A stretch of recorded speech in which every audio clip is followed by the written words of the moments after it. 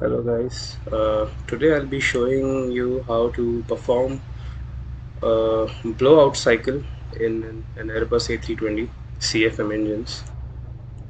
So as you can see, we are today parked at gate number 10 uh, at VOHS Rajiv Gandhi International Aerodrome, Hyderabad. The aircraft in today's video that we are going to use to demonstrate the blowout cycle is the Phoenix Airbus A320. It is one of the most detailed study level aircrafts that you'll ever get in this simulator. The similar software that I'm using is the Microsoft Flight Simulator 2020, and by far it is one of the most beautifully created simulators ever. Alright, let's get into this. So I have a list of steps that I'll be following for our blowout cycle. First of all, we'll be starting with the preliminary steps, that is switching on bats 1 and 2. We have external power available with us, switching that on.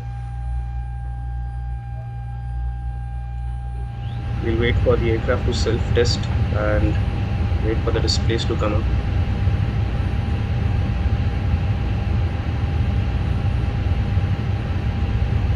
FCU's up, waiting for the displays to come up.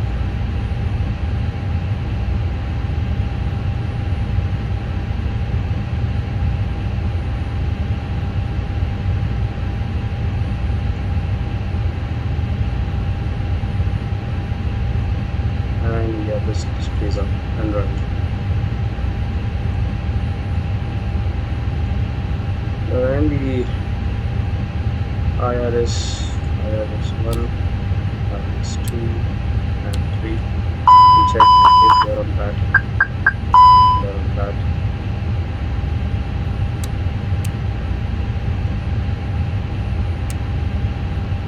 Time to align 6 minutes. Till then, we'll finish up the flows. Control 1, cruise up.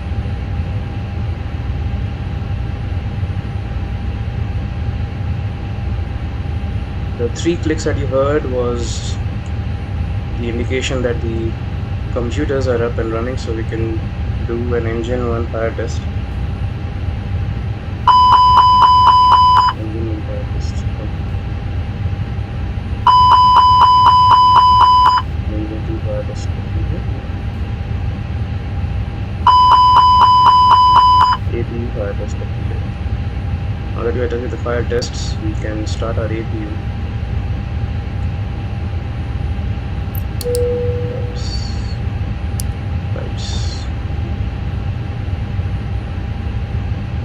Switch on the master. Wait for the flap to open.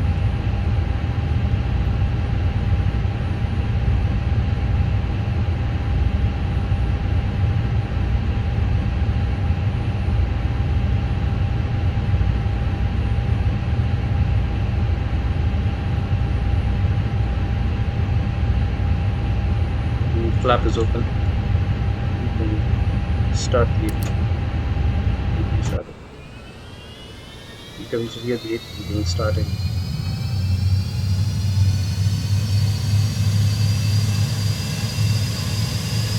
The exhaust animations are absolutely phenomenal. This literally gives us the feeling of the APU starting up. The exhaust temperature rising and giving this wavy effect.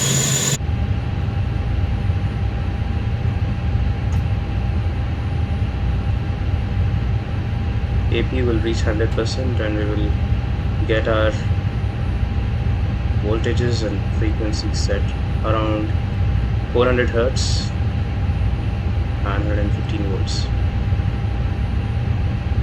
At about 400 Hz. APU is available and we have power from our APU. Not really though, we still have our external power available. We'll switch it off and now the power has been transferred to the APU. We switch on the APU bleed for air conditioning and subsequently dry motoring our engines. Engines will need air. Start up.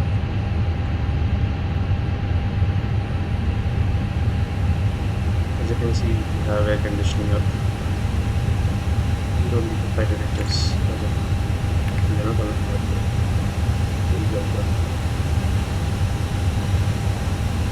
Alright, now that we have our basic setup done, we are going to pop out high pressure fuel switches for engine number 2.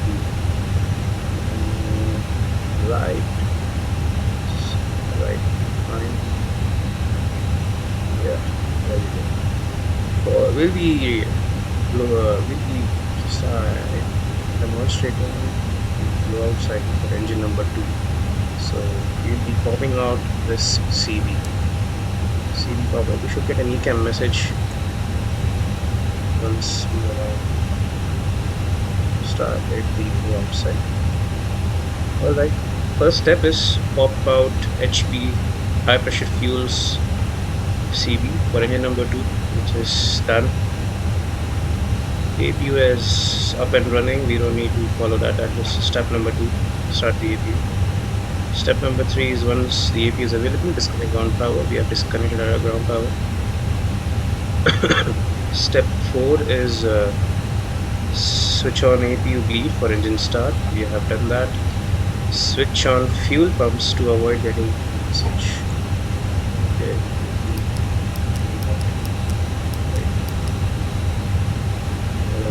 Switch on. Hold this, go to fuel page, cross check. We have no fuel in center tank, so they are automatically off. We have fuel pumps on, and as you can see, we got a ECAM message: CB tripped on overhead pan, which is totally normal. We'll go to the status page. In op systems, AP1 and okay, that's we can go ahead. So we are done with switching on the fuel pumps and cross checking with the ECAM message. Next is beacon lights on. Restart. Beacon lights on. Engine mode selector to crank. We will set the engine mode selector to crank. And step number 8 is man start engine. This is it, guys. Now this is a guard switch. Man start engine number 2. And now we need to check the parameters. N2 rising. Bleeds have automatically turned off. We have N1 rotation. That means our fan, low pressure fan, should be rotating, and as you can see, it is rotating. We have no fuel flow as such because our CBs have been tripped.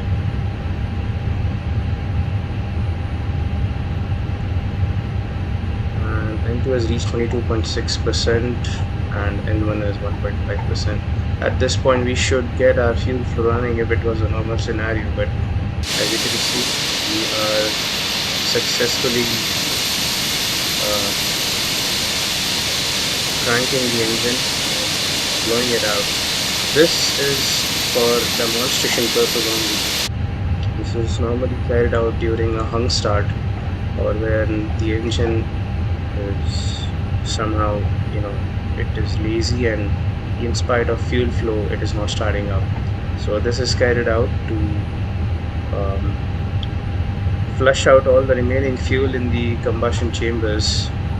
And although such an engine is fitted with a type of combustion chamber where the fuel is dripped to the bottom of the engine and it is collected in the bottom sump, kind of a sump, and the blowout cycle is carried out, and this is how fuel is blown out or vaporized out.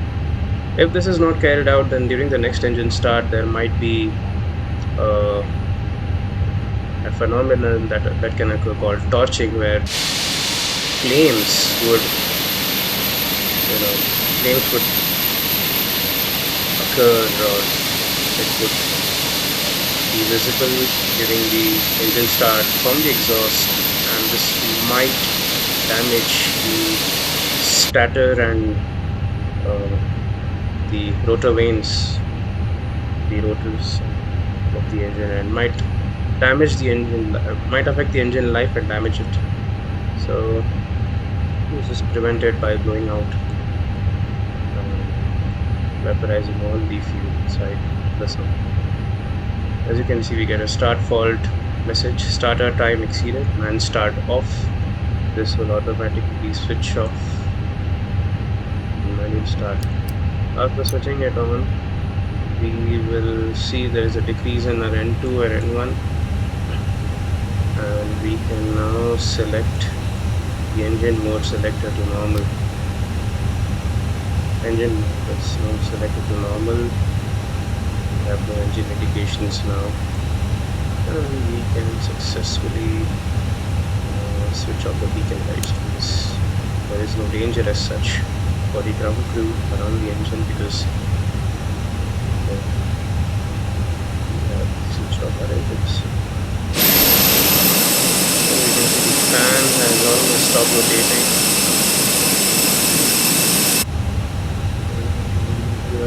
Yeah, this was a successful blowout cycle. We will push back the trip circuit breaker, and the ECAM message will disappear. As you can see, it has disappeared. Everything is back to normal. Second status page. Cap to and off, because obviously we have turned off our flight director, so we will get this message. Let's turn on flight directors. This message should maybe won't go away. Anyways,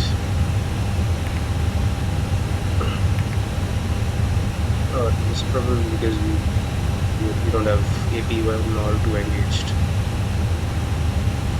Anyways, not our concern. So that's it. That's how you initiate a blowout cycle in an Airbus A320 fitted with CFM engines, or just any engines. The principle remains the same. Yeah, that's it. Thank you so much.